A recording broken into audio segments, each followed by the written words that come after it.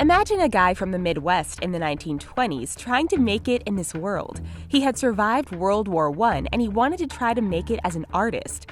Sounds cliche, doesn't it? Maybe this guy should have stuck with selling vacuum cleaners. How many wannabes go out into the world to never make it? Well, try saying that about the one and only Walt Disney and see how that goes. Stick around until the end to find out which Disney character Walt strongly disliked. Before we get out our magic wands and Tinkerbell comes around to get us moving to the next segment, take a moment to add some magic into your life by subscribing to The Richest. Just click on that red subscribe button and make our day sparkle by giving this video a like. Now here are 11 amazing facts about Walt Disney no one knows about. Walt Disney is considered to be one of the most notable figures in the world. There's no denying that he was quite the entrepreneur and he cemented the Disney name onto the wall of immortality. But it wasn't always like that. We all know that he was born on December 5th, 1901, and his life leading up to moving to Hollywood was interesting. But he almost fell into quite a day job trap when he first moved to Hollywood in 1923.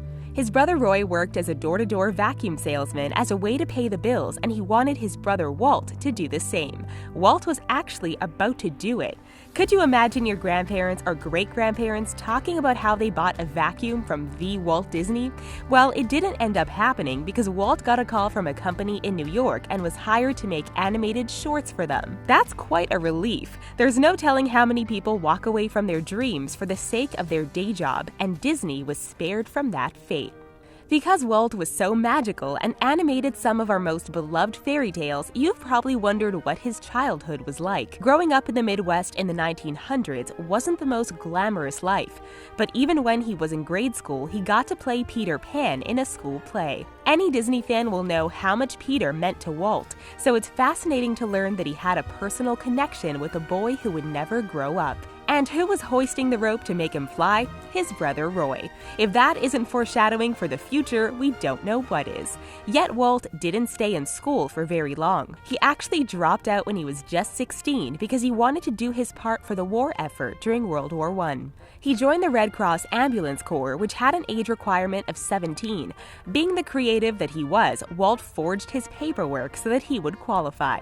He was sent off to France in 1918 just after the armistice was signed. He drove ambulances and performed different duties, but he didn't see any combat. Walt was eventually discharged in 1919.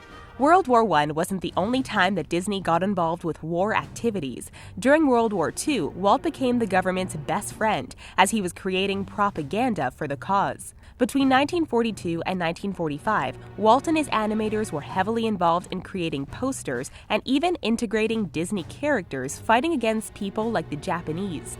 You could say that the way things were animated, it was a tad offensive. Well, more than a tad. Walt also worked on plenty of anti-German propaganda too. When he wasn't doing that, he was creating training films for the United States military. The anti-war propaganda was created to help boost U.S. morale and was being paid for by the American taxpayers. You could say that Walt was a government employee for a little while. Walt was also working with NASA and creating documentaries about the space program. He even made a puberty-related film for local schools, targeting primarily girls called The Story of Menstruation.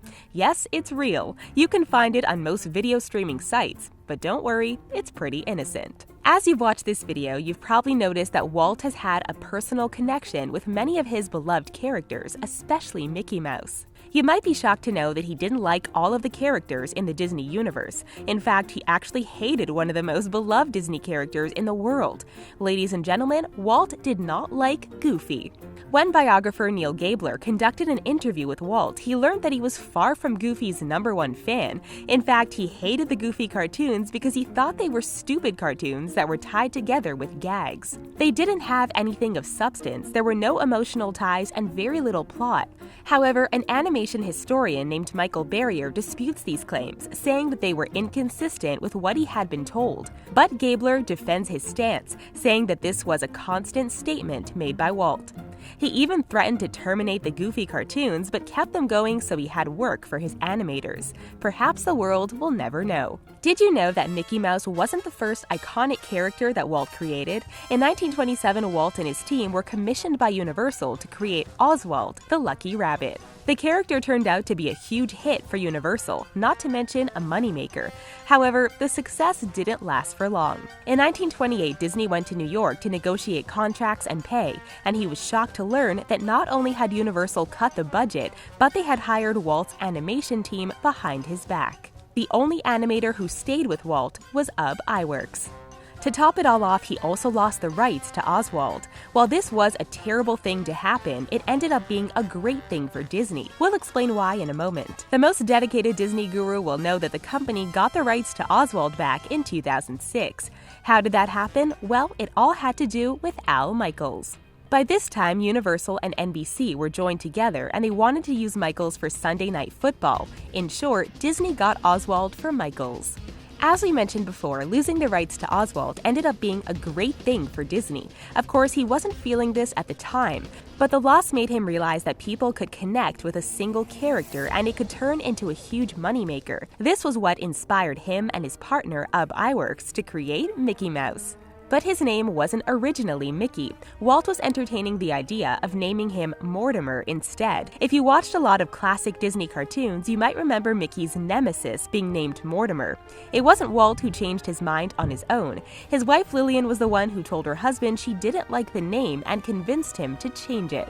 Believe it or not, Walt didn't draw Mickey. That was Ub's job. However, Walt did give Mickey his voice before he passed it on to Carl W. Stalling. In 1928, Mickey had his first debut in the short Plane Crazy for a test screening on May 5th, but it flopped. Then Walt tried to put Mickey in another short called The Gallopin' Gaucho, but he couldn't find a distributor, so it was never released. Finally, on November 28, 1928, Steamboat Willie was released. Technically, Steamboat Willie was Mickey's third appearance, but it was the first to find a distributor. So we know that after Mickey finally got his chance in the spotlight, he was accepted by the world. We know that Walt's career was amazing, and it's easy to look at him as a businessman, animator, creative genius, the list goes on. But what a lot of people don't know about Walt is that he was very much a family man. This shouldn't be a huge shock because he was so dedicated to bringing families together. For example, Walt always drove his daughters to school until his oldest got her driver's license. He would also pick his girls up from school and take them to the Walt Disney Studios. He also had a live-in housekeeper who was treated like family. His housekeeper ended up becoming pretty wealthy from her work with the Disney family. Also, Walt seemed to integrate his personal tragedies into his movies. For example, have you ever noticed how many of his lead characters don't have a mother?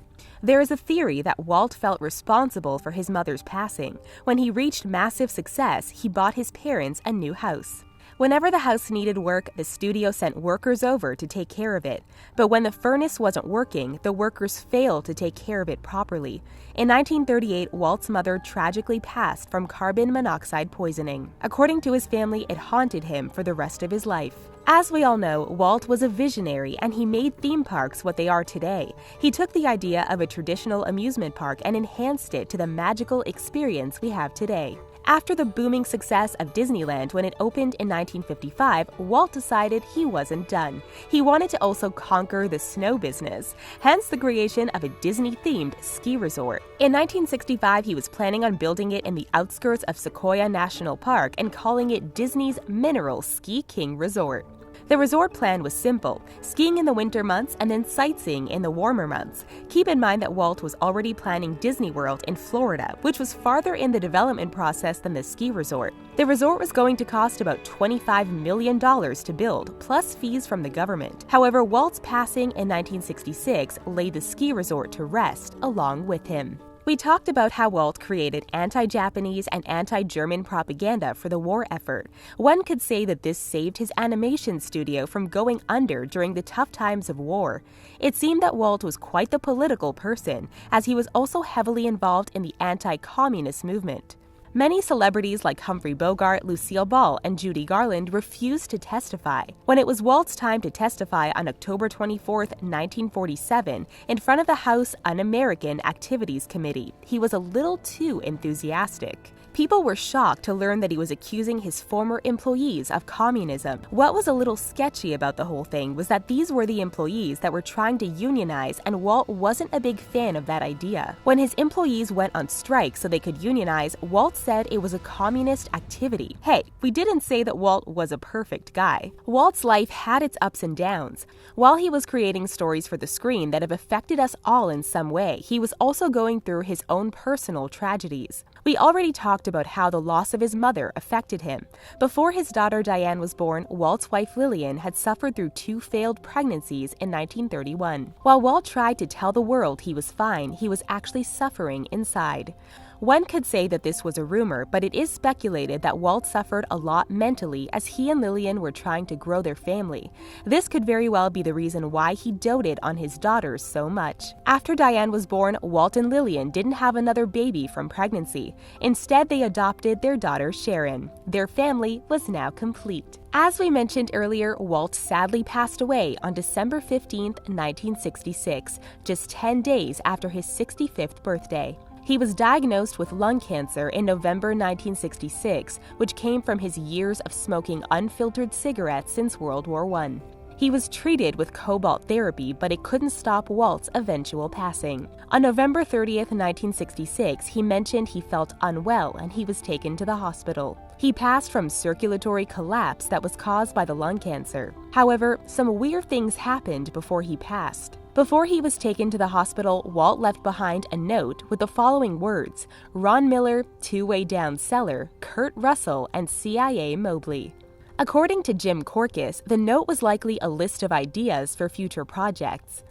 Kurt Russell was just 15 years old at the time of Walt's passing. The teen had met Walt just a few months earlier, who praised his acting talents along with promising him a contract. Ironically, Walt's last words helped launch Kurt's career. 2 days after his passing, Walt was cremated. So, no, he wasn't cryogenically frozen.